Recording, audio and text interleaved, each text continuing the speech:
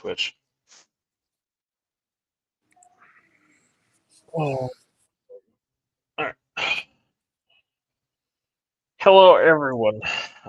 Sorry for the no week. Last week had something personal going on, but we're back. We'll be here for the rest of the season. Even during the week break that they have, or 2 week break that they have, we'll find stuff. Oh yeah, we'll do like a rankings thing. There's always something to talk about in the middle of the season.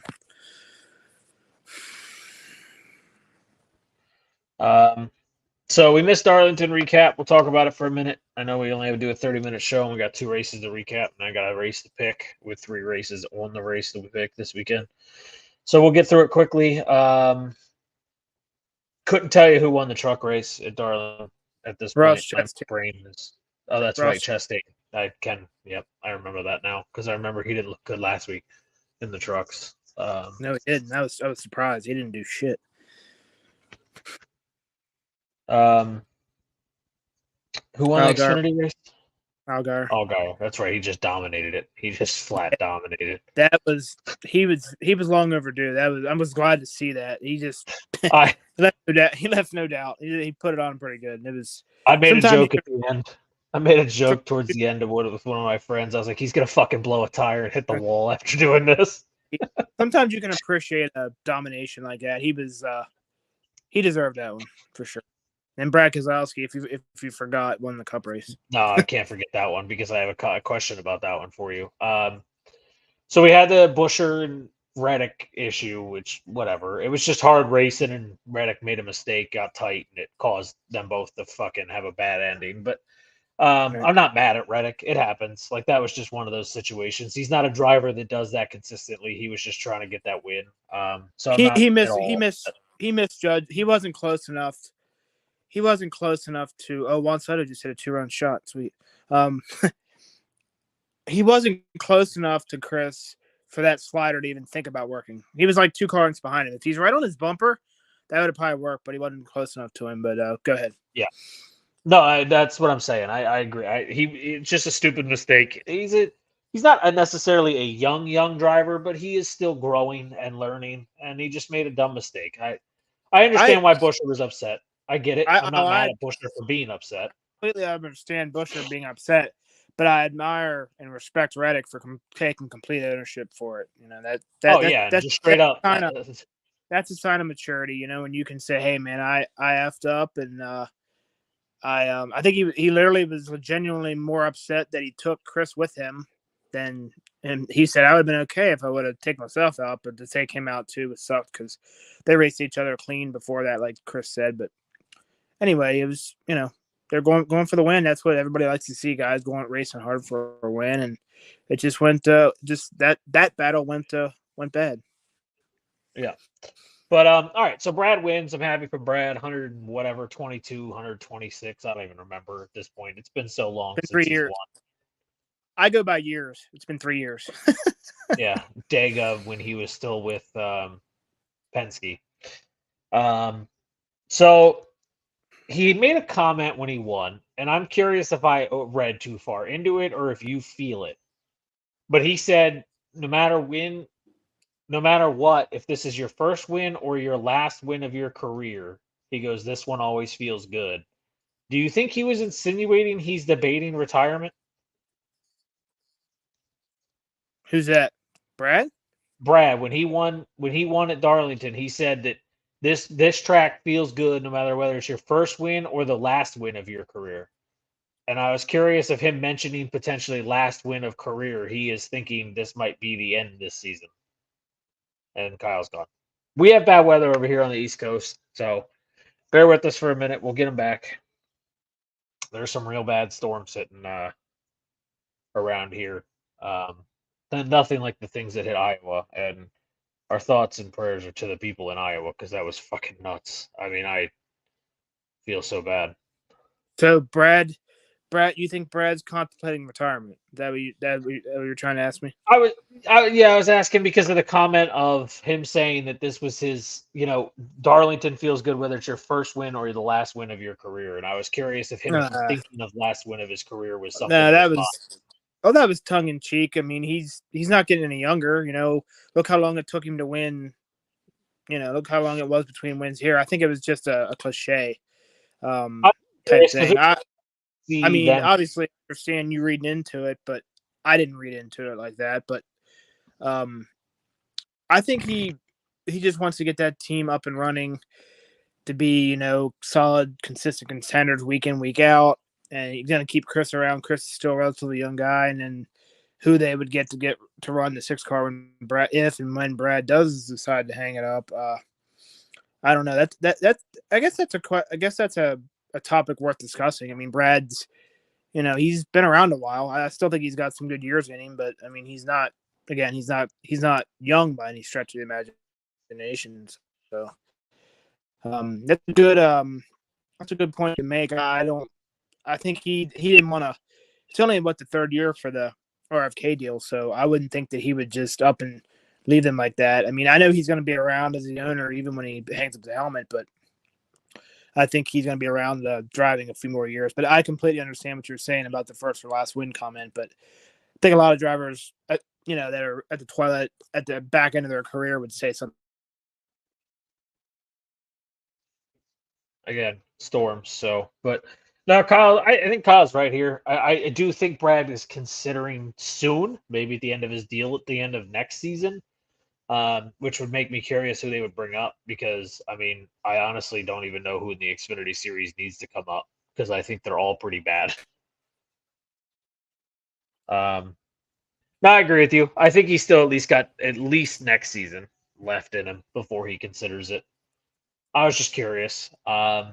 I wouldn't even know who. Like I said, when to cut you out, I wouldn't even know who. Like the Xfinity series, I don't feel like any of those guys right now are NASCAR ready in the Xfinity series. If They you're all looking at the look Ford, pretty rough. you're looking at the Ford. Yeah, nobody's really. They're all SHR, and Penske really doesn't have or Penske. I'm not Penske, but RFK or Ford in general really doesn't have a great developmental system going on right now. So it probably had to be somebody from ARCA or something. But yeah, I don't think that's going to happen anytime soon. So I think if anything happens with SHR, it would be they'd pull from the Xfinity series. But yeah, I don't think that. I don't think Brad's gone just yet. We'll see 2-3 more years maybe. Then that talk will probably heat up a little bit. All right, before we go to North Wilkesboro, I did bring this up, and before I forget again, wanted to tell you that I actually read that what I predicted is the head rumor right now, but the head rumored driver to take the 34 right now is indeed Cole Custer. Which I know how much that's going to annoy you, but it's just like I thought it was funny because I really read it like 2 days after we talked about it. I read it, and I was like, "That's funny as shit." You know what really annoys me? Dean Thompson getting an Xfinity ride this week. That really pisses me off. It makes zero sense. Dude, I can't stand that guy. I have no idea how anyone can justify him driving the 26 Sam Hunt car this week. Like, how in the hell does he get that opportunity? I just don't. I don't get it, man. I'm sorry. I see nothing in that kid. I see no talent. I see nothing from him other than the fact that his dad owns Thompson Pipeline. The only reason he's in a truck, and the only reason he's even got any remote way of staying in the sport. I'm sorry, I feel that way, but no, I agree. I 100%. I don't like the way he carries himself. I don't think Dean is a good. I don't like the way he carries himself. I don't like the way he drives. I think he's just one of those guys that's just there because because he has money, but he has money behind him, and to just get that Xfinity opportunity without doing a damn thing in trucks, just when there's plenty of other guys out there that have potential, to get an opportunity like that. Just disappointing that money means so much now in racing. Well, it always has, but you and I both know that if you have that money behind you, you're going to get opportunities before maybe a more deserving talent would. But that doesn't have the support of a big sponsorship. So I saw the entry list because Bob Popker's always posted on Monday nights or Tuesdays, and I saw that. I'm like, the Xfinity field is strong as hell this week. You got Elliott in it, you got Busch, you got Gregson, you got Ty Gibbs now running at 20 instead of Almirola. It's a stacked field, but Dean Thompson doesn't add to that. But anyway, where were we at? My bad. I took that and ran with it, but No, go I ahead. mean I It's your show. gotta our show. I gotta add to that. Like I feel bad because and I'm not saying he deserves to be in the Xfinity already, but like you said, money runs everything. Look at Butterbean. The dude's a fucking crazy good driver. And look Dude. how long he's 26. Look how long it took him to get an actual ride because he doesn't have money behind him. Yeah, he did a great job, dude. He did a great. Now, if he would have been anywhere else, I don't know how well he would have ran. He has just too many laps at North Wilkesboro, but I was impressed. He ran clean. He didn't try to do anything stupid. I was really I didn't know much about him, to be completely honest, before that, but it was good. He seemed like a good kid and really humble, and appreciated the opportunity he got, took advantage of it, and had a solid got up to third. So hope we see more of him. Hopefully they can Gillen and his Tricon guys can figure something out. I was talking about that with somebody. You know how he's not a bad dude and he's a nice, respectable driver? When someone like Lane Riggs, who's not necessarily a nice, respectable driver, can shout you out and say how happy he is for you after the race, I'm like, all right, you got the respect of some people. Nothing against Lane. I'm excited. I know, but he's had some issues this season already on the track with some people that he's pretty much caused. But he's a young driver learning. He's getting his opportunity, so I don't have anything against him. But all right, so we got so North Wilkesboro was, I'm sorry, but I said it on Facebook and I'll say it again. They've got to figure this out. The progress on the tires is there but North Wilkesboro is such a bad track. I don't know what it is, because at the other short tracks you can at least pass. You cannot pass at this track. And it was so frustrating.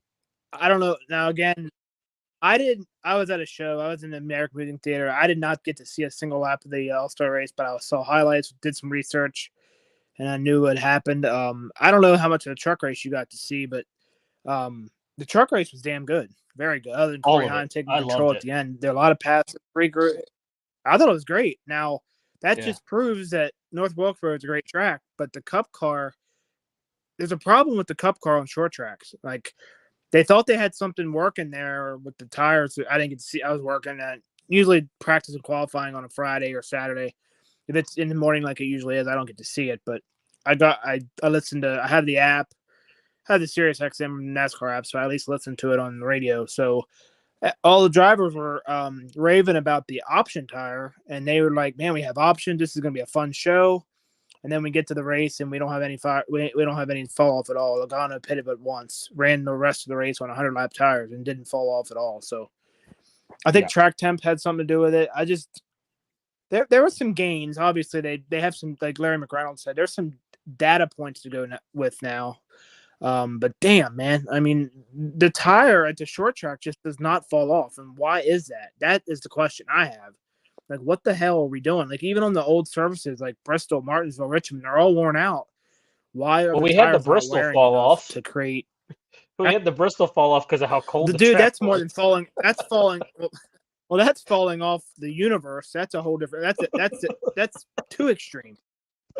Like, man, is what they need to do. Well, at Bristol, they need to take that garbage off the racetrack that they spray on it or whatever, the PJ, the traction compound they call it. We don't need any of that garbage.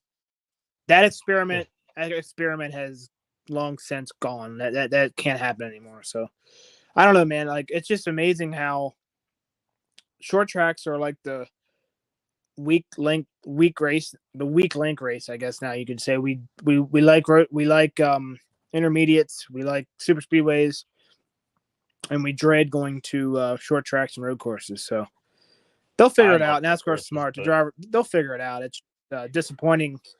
It's just disappointing to have a build up like that. And again, nothing against Joey Logano. He's had one coming. He hasn't really did much in a while.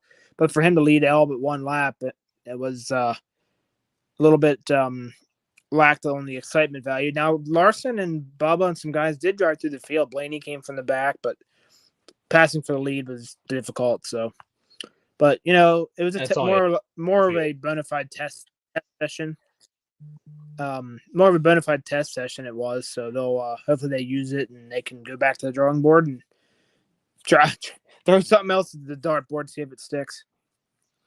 All right. So anyway, Kyle Busch issue. We're going to talk about it a little bit here. We're going to talk about the fallout and how annoyed I am with it. All right. So we know how. All right. I've seen and listened to Kevin Harvick. I mean, I saw his podcast even and him talk about it. I watched Denny Hamlin talk about it. I've watched a lot of people talk about what happened between them on the track. We all know what happened afterward. I'm curious if you think Stenhouse did anything wrong, because I'm with Kevin Harvick where he did. I agree truly with Kevin 100% that he did nothing wrong. So I'm curious how you feel about Stenhouse, what he did on the track. Yeah, I don't think Ricky did anything wrong as far as the incident itself. They showed an onboard camera of his when he made that move, and there was plenty of room, man. There was plenty of room, and I'll say this: I see both sides of it. I mean, Ricky's a small team. They're trying to, work on some things and try to get more speed out of their cars. He said he felt pretty good about it in practice and got wiped out on lap 1, and he wanted to tell Kyle about it. And I think Ricky was in 100% in the right. Now, he shouldn't have swung, that, and he got fined. He should have. You and I both know why Kyle Busch is pissed. He's not running good. He's used to winning races, man. He's used to running up front, and he's pissed. And it's flat out. He's just upset that he's not the Kyle Busch of old. He's not the same guy. I don't know if he's not the same guy, but the cars just aren't good enough for him to do what he wants to do. And he's frustrated. I mean, flat out. And he even said it at the end. At the end of that, oh my God, I can't believe I was just with Andy Petrie standing right there. He basically said, "I don't give a flying. You know what? I suck just as bad as you do." And that's throwing your company under the bus if I ever heard it. So Ricky was mad. Kyle was mad.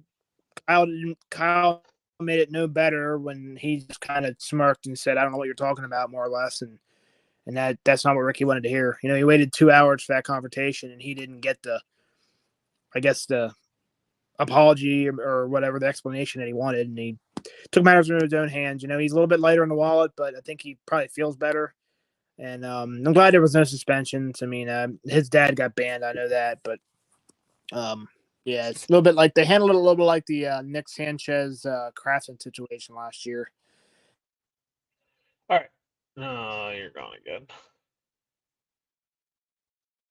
Okay, so I'm not behind the fine, just so everyone knows. I'm not behind it. Chastain didn't get fined for punching Gregson in the face. I'm not here for that. I don't think that should be fined. I think what Daniel Suarez said today, which is what we're going to talk about in a second, is fair game. Device not connected? The fuck does that mean? I don't know which one to put on here. You're both not. Okay, well, we got issues with Kyle going on. There we go again. Got you back. I can remove this one. No.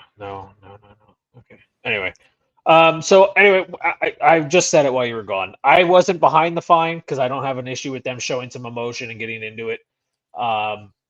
Especially, and as Daniel Suarez said, this is my big thing. If NASCAR is going to post it on every single part of their social media, Facebook, Instagram, and Twitter, and post the fight multiple times, you should not be fining someone for doing that fight because you're making money off of clickbait and then fining someone for doing it.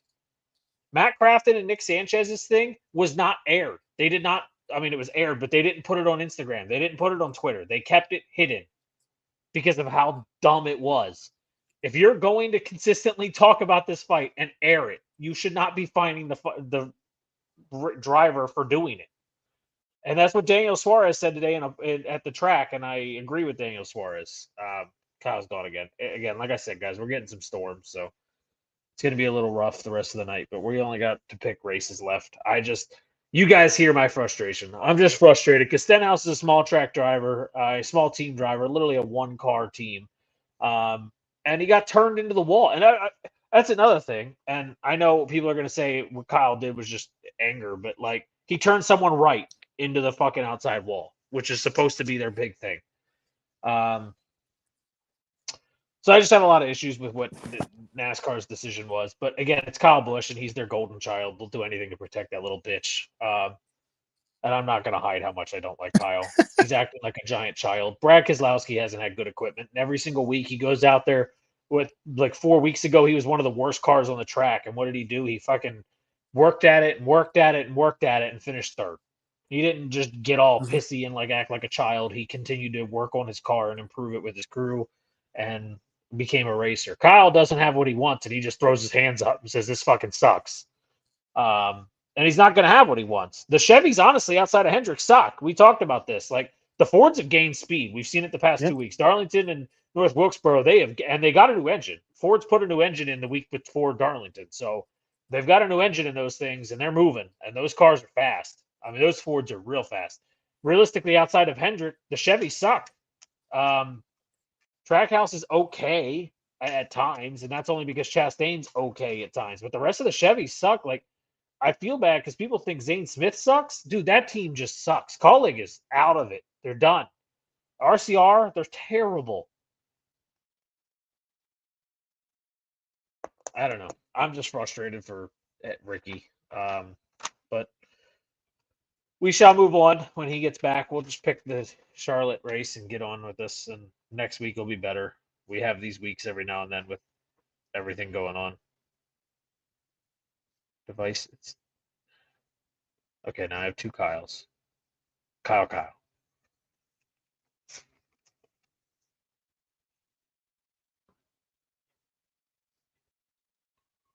And now I'm dropping internet. Storm must be getting closer to me now.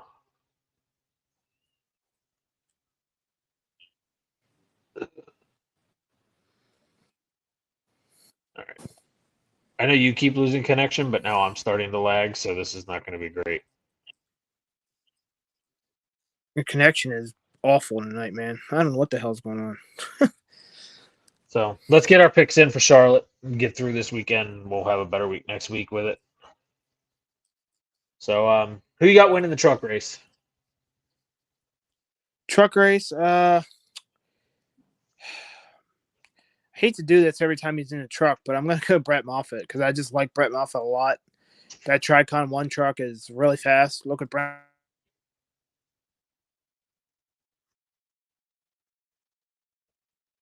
Kyle keeps losing it, man.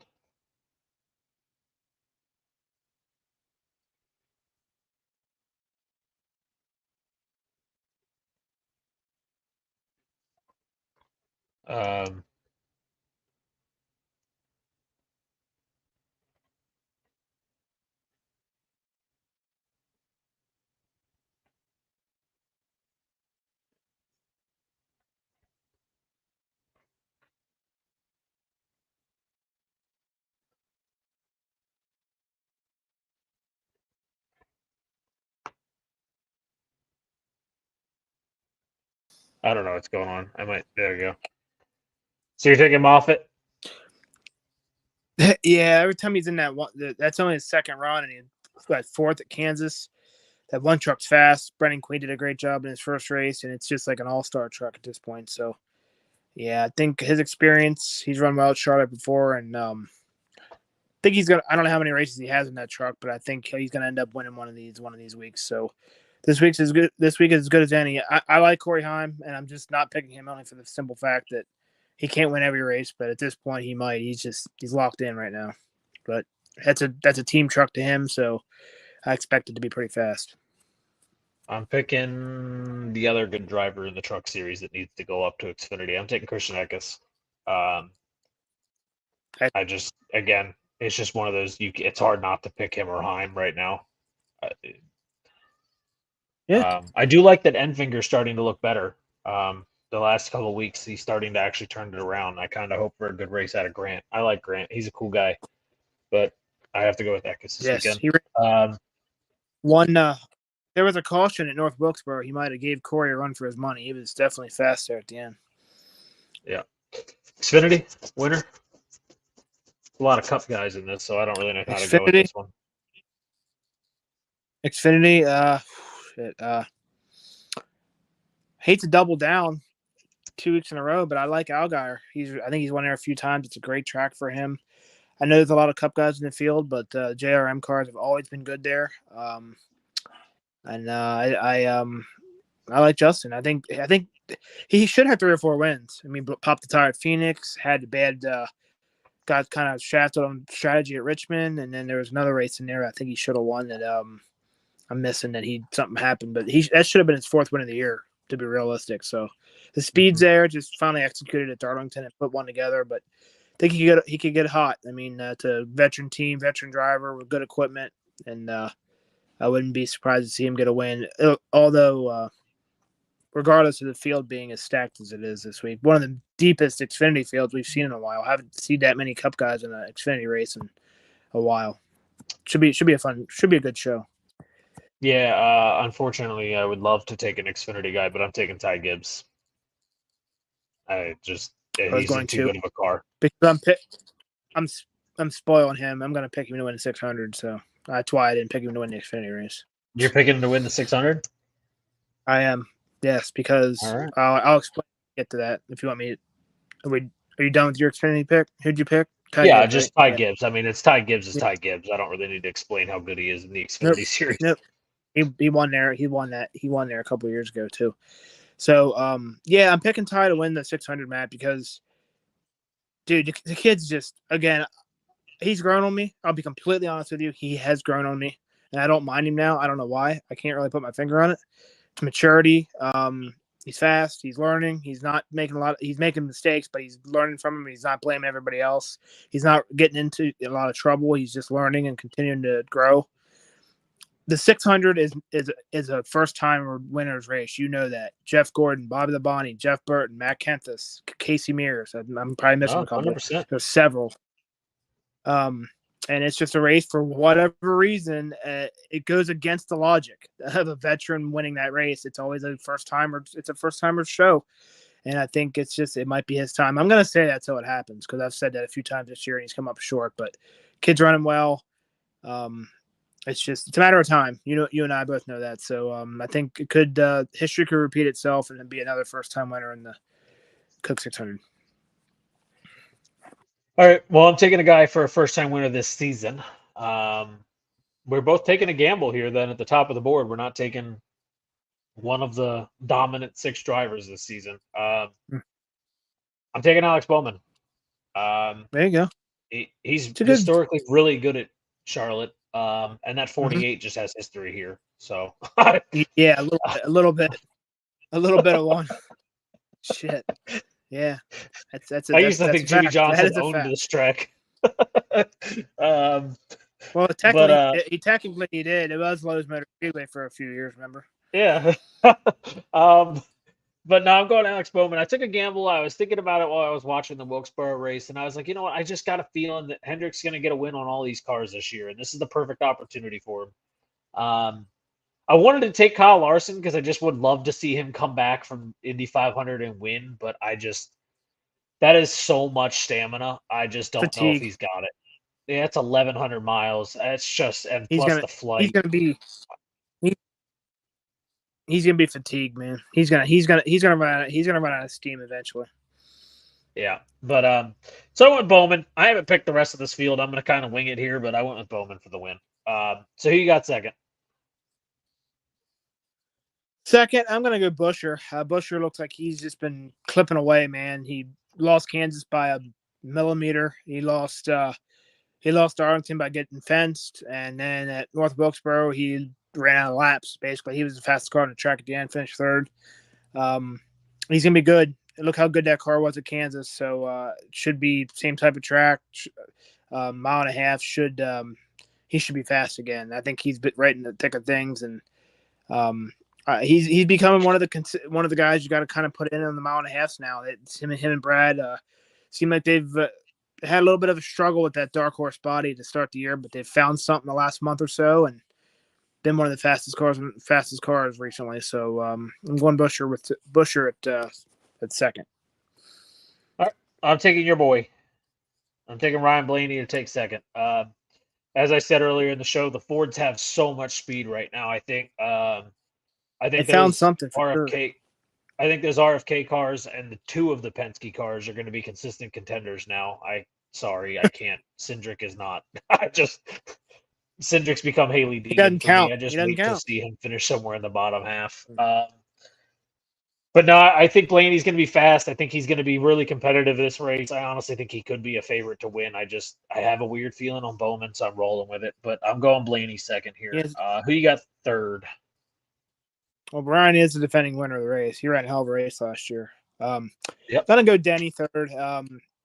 He's a pain in the ass, but he seemed like he's arguably the most consistent car right now, week in, week out. He's fast everywhere we go. Good on long runs, good on short runs, great crew chief, great pit stops. He's focused, he's locked in. I mean, I don't like the guy much, but I can just call it like I see it. I think it might be his year. He could win every race. It seems like he's got one of, if not the fastest car, and this is the race that kind of plays into his favor. Saving the car, working on it, good on long runs, saving your tires, saving your equipment. It's a race that benefits. It's a race that works to his strength as a driver. You know, patient, working on the car and letting the track come to you and all that stuff. So I expect him to be right in the thick of things. It's a race of attrition, though. You know, this extra 100 miles takes its toll on drivers and equipment. So whoever can survive that last stage. But I wouldn't see why he wouldn't be right there in the thick of it like he has been all year. All right, I like that pick a lot. I'm gonna roll third with Chase Elliott. I honestly think he's gonna have some. I think him racing in the Xfinity race, he's gonna just get some ground under his feet again. When he won a couple weeks ago, or 5 weeks ago at this point, I thought he was gonna get some momentum, and he's kind of just mellowed out. But I feel like this is the right track for him, the right situation for him to kind of get himself back into the talk of being at least a top 10 consistent driver. I don't know if he's had success here because I just don't remember his career, but I'm going to roll with it. It's a Hendrick car. There's nothing like you can't really go wrong with picking a Hendrick car in general anyway. So I'm going to roll with Chase. I think Kyle's frozen.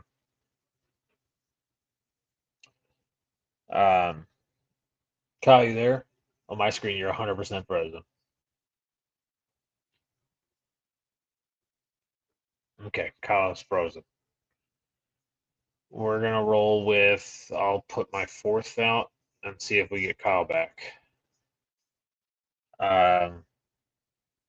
So as he said earlier, it's a war of attrition, this race. It's 600 miles. For those who don't remember, that's the longest race of the season. It's an extra stage. There's 4 stages in this one. So this is one of those tracks that those veterans are technically just going to be better at because they have time to adjust their car and work on their car as the race goes on and develops. And it's one of those really good tracks too with some speed and tire wear. So it goes to those veteran drivers who can consistently adjust and prepare for what's coming. So that being said, my 4th place driver is Mr. Bad Brad. After winning 2 weeks ago, I think he's going to still be a contender again this week.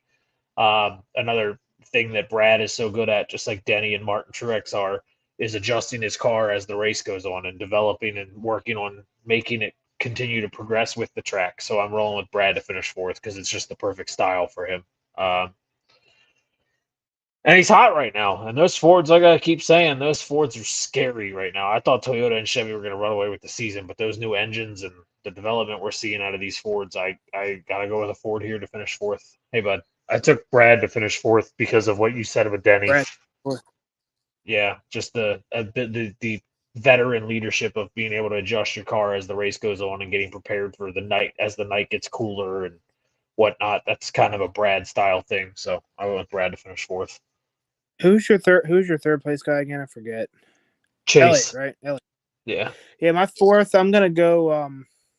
I was throwing it back and forth. I'm gonna go. Oh shit. I'm gonna go Logano. I actually wasn't sure what to go with this pick, but Logano is one of those guys. He can ride a hot streak for a while. I'm not picking Ryan just for the simple fact that I don't want to jinx him. I mean, he seems like he's got something going on here, but yeah, I'll pick Logano. I just think maybe that win last week can get him rolling in the right direction, and they can kind of get something going. It's a veteran race, like we were talking about with Denny. Joey's kind of good at that, making adjustments and just being better later in the race. So, I like him. Paul Wolf's a hell of a crew chief. Like he's a phenomenal crew chief. Yeah, absolutely.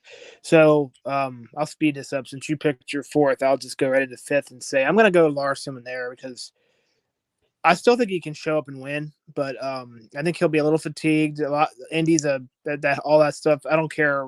I know how laid back he is. It's still going to stress him out, and all that running, and who knows where he finishes if somehow were to win it. You never know, but I still think it's a long race. Cliff will have him a good car, and he'll get himself up there by the end of the night. It might take him all night, but I think he'll get up there eventually and be. He's not qualifying, right? Like he's just starting at the back. No, I think he's practicing qualifying, but of course I don't. But if he got there in time, couldn't he start? If he got there for the drivers' meeting by chance, couldn't he? Couldn't he start where he's? I guess he won't get there no matter what. I guess it's too early. I guess he wouldn't get there for the drivers' meeting no matter what. I'm not sure how long before the race the drivers' meeting is, so I'm guessing he won't get there no matter how quickly he leaves Indy. That's what I was thinking. I know Saturday evening he's practicing qualifying is at 5:00 for the 600. I'm pretty sure he's going to be there for that. But the driver thing, if he doesn't make the drivers' meeting, he'll have to start in the back. So, yeah, so he gets his pit stall and everything, but he'll just have to start in the back because of not being there for the meeting. But he'll know how the car is. So I don't think it'll be like he's just showing up cold turkey like he did at North Wilkesboro. So, yeah, I fully expect him to be competitive though at some point in the race. I mean, again, it might take him a little while to get his bearings and get acclimated back to the stock car after the Indy car, but I wouldn't be surprised to see him become a factor in the second half of the race. All right, so my fifth place pick is 1,000,000% because he's good at this track and because I'm just doing it to be spiteful. But I'm taking Ricky Stanicki, Mr. Stenhouse, to finish fifth. Oh man. It is one of his few good tracks that isn't a drafting track. His average finish here is 10.4. So, like, it's not terribly off to say fifth, but I just honestly want to see him do well. Especially after Richard Childress said if he turns Kyle Busch, he's going to fight him. Dude, I saw that interview, and it's like, you know how embarrassing that is? Dude, you're 70 years old. Why don't you worry less about fighting guys half your age and put that effort into getting your cars respectable? I mean, it's the same guy who shit talked Sheldon Creed. And I'm not saying Sheldon Creed's a good driver, but you don't say that as an owner about what he said about Sheldon Creed last year at the end of that Martinsville race. So, I mean, it's just he's starting to slip. He's really starting to slip. Yeah. Oh, yeah. Yeah, it's bad, man. It's a shame what that organization's become. They're falling into that spot where Roush was after Mark retired and Carl left and Matt and all those guys, where they were before Brad got a hold of them. They were pretty much a 25th place car every week. And Childress cars are heading that direction quick. I mean, Kyle has a decent race here or there, but Austin's been atrocious all year. And it's hard to watch, man. I mean, what they once were to what they become. It's sad. It's hopefully somebody makes a decision and gets the reins from him before it's too late, and they're completely irrelevant because it's hasn't been good this year. Last year they had moments. Kyle had 3 wins, but this year it's been mostly about 85% pretty bad. Yeah.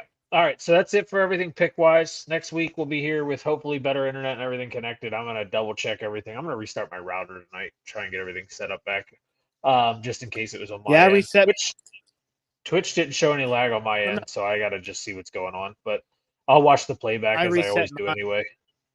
I reset my router when I got home right about 20 minutes before showtime. So I was trying to cover my ass on my end. Yeah, ARCA race is 6 o'clock Friday night. Truck race 8 o'clock Friday night. Xfinity race 1:30 Saturday afternoon, and then Cup race is 6 o'clock Sunday for all you guys out there that are wanting to watch all four. And of course, the Indy 500 is at 12 o'clock on Sunday on ABC. Potentially, there's some real weather issues going on, but oh, wonderful! Now that'll really throw us for a loop. Jeez. Yeah. Yeah, there's some real problems with the weather right now. But Indy calls their stuff early. Like they don't wait. If there's like 100% chance of rain, they pre-call it. So we'll find out soon enough. But anyway, the last thing I want to say is, and I'm sorry I don't remember who the third driver is, but I want to say congrats to Carl Edwards and Ricky Rudd for entering the Hall of Fame. I don't know I could not remember who the legend driver was, the old vintage one that shows. Ralph Moody was the other guy. Thank you. I could not remember his name to save my life. But I was sad Greg Biffle didn't make it just because I grew up a Biffle fan. After Jeremy Mayfield became a drug addict. But once Biffle started getting old and retiring, I was all in on Edwards for a long time. I have 2 Carl Edwards shirts and a bunch of hats. So I was really happy to see one of my favorite drivers finally get in the Hall of Fame. But we're going to end it. I don't care he cut out. We're just going to end it. We'll be back next Wednesday at 8 o'clock with better internet, no more issues. We'll figure it all out. So have a great night, everyone. No, he's back. He wants to say bye. Let's get you in here. All right. Yeah. So, I think Biffle should have got in. Carl had if Ricky Rudd got in, I think Greg Biffle should get in because I think Biffle had that many wins. I wasn't a Ricky Rudd fan. I thought he was an asshole. But he had his moments. He had a solid career. So he gets in. I think Carl got in as well. So I think Biffle should eventually get in because Greg had I thought he had about the same career Rudd had. So I think Greg, it's only his first year on the ballot. So I think he'll eventually get in. But I like Biffle. He was in his day, he could he was a wheelman. I always thought he was a great driver and was just a good driver. He could wheel a really out of control race car. So I think his time will come. It was fun, man, back in the day watching him and Carl Edwards on the same team because those two could drive the hell out of a bad car. Absolutely. So that was fun.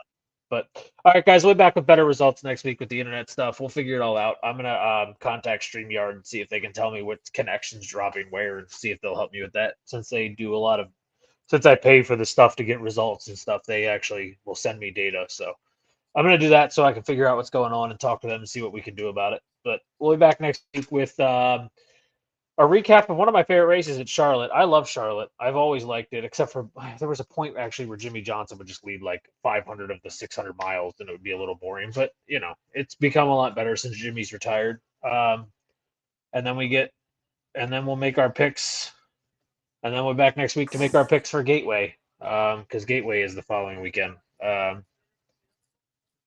for everybody but Xfinity. Xfinity goes to Portland, but we'll talk about that then. So. We'll catch you all later. Have a good weekend. Be safe. Weather is going to be really intense here for a while around the east and central parts of the country. So be safe, everybody. We'll talk to you guys next week. Sorry. Peace out, guys. Happy Memorial Day.